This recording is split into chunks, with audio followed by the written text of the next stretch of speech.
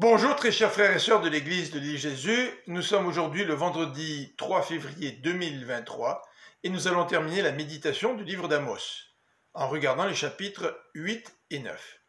Chapitre 8, versets 1 à 3. Cette quatrième vision annonce la fin du royaume du Nord. La corbeille de fruits mûrs souligne que c'est le temps de la fin. Dans les versets 4 à 8, Amos va dénoncer ceux qui volent les pauvres, ceux qui considèrent le sabbat comme un frein à l'exploitation de leurs affaires, ceux qui augmentent les prix en truquant les balances.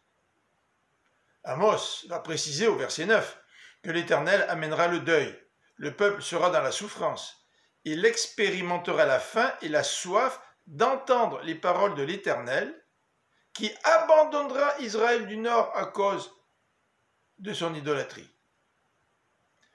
Amos, chapitre 9. Cette cinquième vision nous montre que personne n'échappera à la mort et que le temple sera détruit. Versets 1 à 4. Versets 5 et 6, Amos nous présente une doxologie qui célèbre la souveraineté de l'Éternel, qui est le maître de l'univers. Dans les versets 7 à 10, ce Dieu, dans toute sa puissance, n'a pas agi seulement en faveur d'Israël, verset 7, mais il est intervenu en faveur d'autres nations. Si l'Éternel a choisi Israël, ce n'est pas parce que son peuple est supérieur aux autres peuples. En fait, en oubliant l'Éternel, Israël du Nord sera jugé comme les autres peuples. Son alliance avec l'Éternel ne les sauvera pas du jugement. Et ceci, même malgré leur fausse sécurité. Verset 10. Le verset 9 précise qu'Israël du Nord ne sera pas totalement détruit.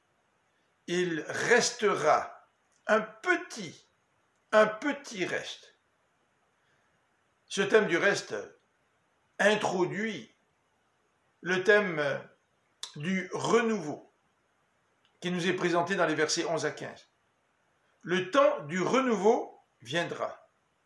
Le reste qui échappera au jugement pourra vivre dans l'espérance du rétablissement de la dynastie davidique.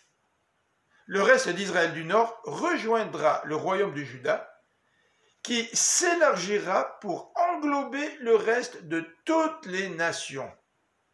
Ce projet divin s'accomplira dans le Nouveau Testament, notamment par l'incorporation des païens au sein de la famille de Dieu, créée par la mort et la résurrection de Jésus-Christ.